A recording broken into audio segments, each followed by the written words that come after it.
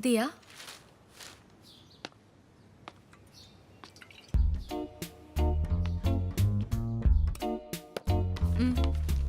Thanks.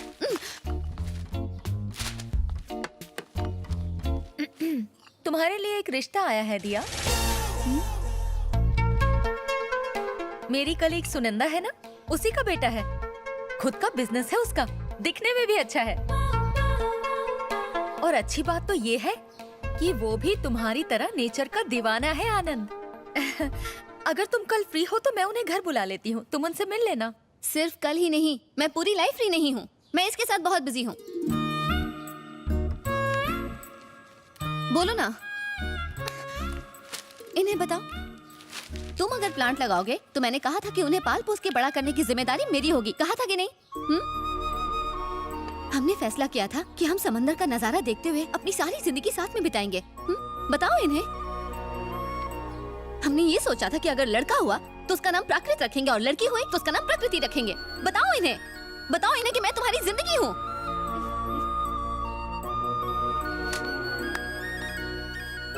जितना प्यार मैं पेड़ों से करता हूँ उतना ही प्यार दिया से भी करता हूँ। तुमने कहा था कि मैं पेड़ों से भी खास हूँ। तुम मेरे लिए सबसे खास हो। हेलो। हेलो सुरेश जी, मैं आनंद के कॉलेज का प्रिंसिपल बोल रहा हूँ। बोलिए सर। हाल ही में पार्क के मामले में आनंद ने एमएलए को धमकाया था। हमारे आनंद ने? जी हाँ, इतना ही नहीं, उसने एमएलए के आदमियों को मारा भी। हे भगवान। इस झगड़े की वजह से एमएलए को पार्टी से निकाल दिया गया है और अब वो आनंद से बहुत नाराज है। एमएलए की पावर चली गई है और वो ये बात भूलेगा नहीं। वो इस बात का बदला जरूर लेगा। मेरी मानिए तो बेहतर होगा अगर आप आनंद को कहीं दूर भेज दें। क्या हुआ सुरेश, किसका फोन था? वो आनंद के कॉलेज के प्रिंसिपल का फोन था। उसने कुछ लोगों से मारपीट कर ली है।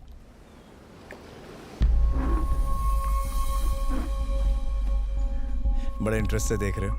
ये समंदर तो तुम रोज देखते हो। हाँ, पर ये रोज नया लगता है। तुम्हारी तरह।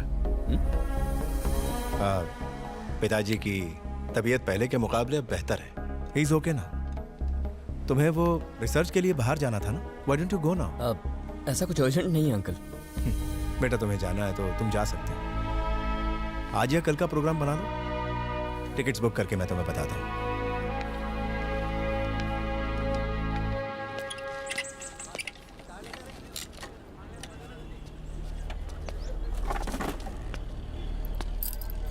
क्या प्रॉब्लम है? स्कूटर में प्रॉब्लम नहीं है, कुछ और प्रॉब्लम है। दरअसल मुझे सत्यम जी से मिलना है। फिलहाल वो किसी से नहीं मिल रहे। सर, बहुत अर्जेंट काम है। मैंने कहा ना, वो किसी से नहीं मिलना चाहते। उन्होंने अब वैसे काम करना छोड़ दिया है। जनता गराज अब सिर्फ गाड़ियों की मरम्मत करती है। आप जाइए यहाँ से। सर प्लीज सर, सिर्फ एक बार उनसे मिलवा दीजिए प्लीज। सुनो, आज से ये रोना धोना पुलिस के सामने करना। जनता गराज के पास आने की जरूरत नहीं। चलो निकलो निकलो यहाँ से।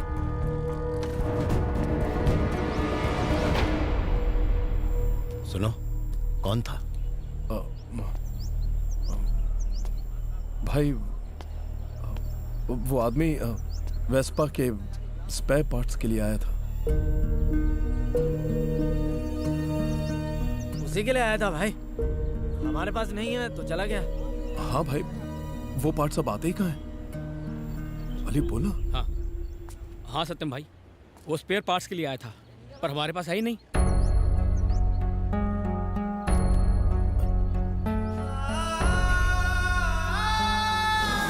भाई भाई भाई भाई भाई भाई।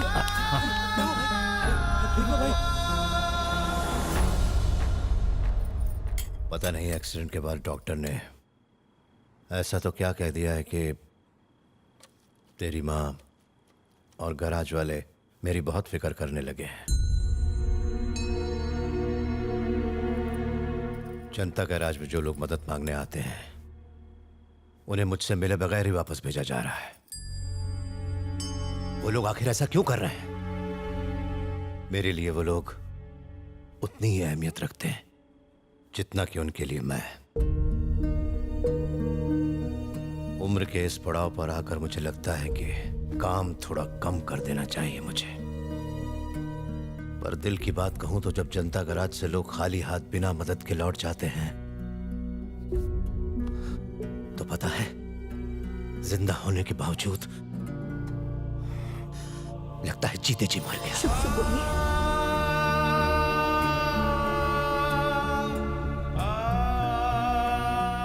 अब वक्त आ गया है कि तू इस जनता गैराज की जिम्मेदारियां अपने कंधों पर ले ले। कौन सी जिम्मेदारियां? गाड़ियों की मरम्मत की या लोगों की मरम्मत की? ऐसे कह रहे हो जैसे कोई बहुत बड़ी पॉलिटिकल पार्टी या कोई बड़ा बिजनेस सौंप रहे हो। बात करते हैं। मेरे नजरिए में वो उन सबसे बढ़ के हैं। मेरे लिए नहीं है। गराज की उस सस्ती सी लकड़ी की कुर्सी पर बैठकर दिन रात लोगों की बकवास सुनना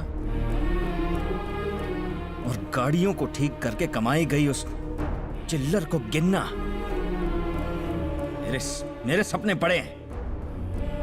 मैं कुछ और करना चाहता हूं, बड़ा करना चाहता हूं। राघव, राघव, तुम लोग खाओ। सत्यम जी, बदकिस्मती से हम पहले भी कई बार मिल चुके हैं, लेकिन आज पहली बार शुभ काम के लिए मिल रहे हैं। मैंने कभी सपने में भी नहीं सोचा था कि आपके परिवार से रिश्ता जुड़ेगा। मैं यहाँ अपनी बेटी और आपके बेटे की शादी की बात करने आया हूँ। क्या बात कर रहे हो? हाँ? क्या दिक्कत है भाई? ये मेरे ससुर हैं, इज्जत से पेश आओ इनके साथ। एक बात मैं काफी दिनों से बताना चाहता था, अब बता देता हूं। हम दोनों एक दूसरे से बहुत प्यार करते हैं, शादी करना चाहते हैं। हम लोग तो तैयार हैं, आप लोग इजाजत देना चाहें तो दे दीजिए। Thanks for coming uncle. अब हमें बाकी बातों पर चर्चा कर लेनी चाहिए। हम अपने परिवार के साथ बातचीत करके आपको बता देंगे। आपको बता देंगे मतलब? अब आपको किसको पूछना है? विला भी चाहता, और वैसे भी आपका फैसला कोई मायने नहीं रखता। राघव, जबान संभाल के। पद्मा, राघव सही तो कह रहा है। ये दोनों अच्छे खासे पढ़े लिखे हैं, अपनी जिंदगी का फैसला ये दोनों खुद कर सकते हैं। जो अच्छा लगता है करो, मुझे एतराज नहीं। इस परिवार से रिश्ता जोड़ने में आपको इतना इंटरेस्ट क्यों है? तुम नहीं जानते ये जनता गराज वाले कितने पावरफुल हैं, लेकिन अब उनका लड़का हमारा हो गया है। Get in. हैदराबाद सिटी के सेंटर में क्वारी वर्क हो रहा है, और वो भी नो माइनिंग जोन में। I mean, अब तक उनके खिलाफ किसी ने कोई एक्शन क्यों नहीं लिया? और तो और इस काम के लिए उन्होंने 2 बस्तियां खाली करवा दी हैं। शॉकिंग। तुम सब एनवायरमेंटल साइंस के स्टूडेंट्स हो, तुम्हें तो कुछ करना चाहिए। You should make some noise. हमने कोशिश की थी यार, पर एक्चुअली इसमें कुछ बहुत बड़े लोग इन्वॉल्व हैं। यहाँ बात एनवायरमेंट की हो रही है, और उससे बढ़कर कुछ नहीं हो सकता। यार कोई और होता ना तो शायद हम लोग लड़ भी लेते, पर इसमें जनता गैराज वाले शामिल हैं। जनता गराज? ये कौन है? जब भी किसी को कोई भी प्रॉब्लम होती है ना, वो उन्हीं के पास जाता है। वो दिल के भले हैं और काफ़ी पहुंचे हुए भी, लेकिन अब सारा काम ओनर का लड़का देख रहा है, इसलिए उसके खिलाफ आवाज़ उठाने का दम किसी में भी नहीं है। गलत काम करने वाला भला आदमी।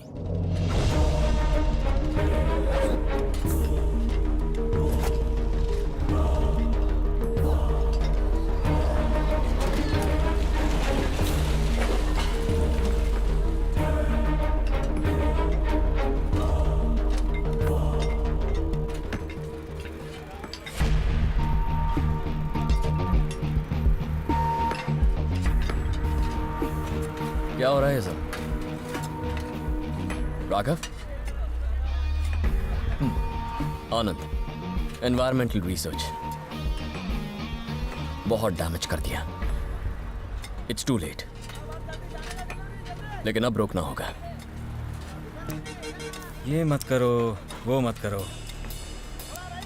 बचपन से यही बकवास सुन सुन के पक और थक दोनों गया हूं मैं। बार बार यही बकवास सुनने को मिलती है। बोर हो गया हूँ यार, बट नॉट एनी मोर। ये मेरी जगह है, जो चाहूंगा करूंगा। लेकिन मैं तुमसे बार बार यही चीज कहूंगा जब तक तुम काम बंद नहीं करते। ये सब तुम्हारा है। यू नो वॉट, हम सब इस पृथ्वी पर किराएदार हैं। यहाँ की किसी भी चीज पर हमारा हक नहीं है, बस मुफ्त में यहाँ रहते हैं। इसीलिए ये हमारी जिम्मेदारी है कि हम अगली पीढ़ी को ये सही सलामत सौंपें। और अगर ऐसी प्रकृति को तुम हानि पहुंचाओगे तो नहीं चलेगा। तो गलत जगह आ गया है।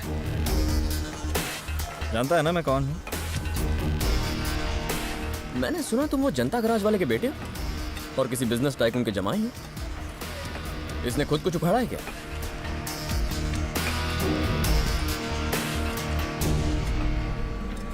ये लोग काम नहीं रोक रहे हैं, इन्हें रुकने को बोल, वरना मैं मजबूर हो जाऊंगा। काम तो नहीं रुकेगा। तू रोक सकता है तो रोक ले। गो, गिव इट अ ट्राई।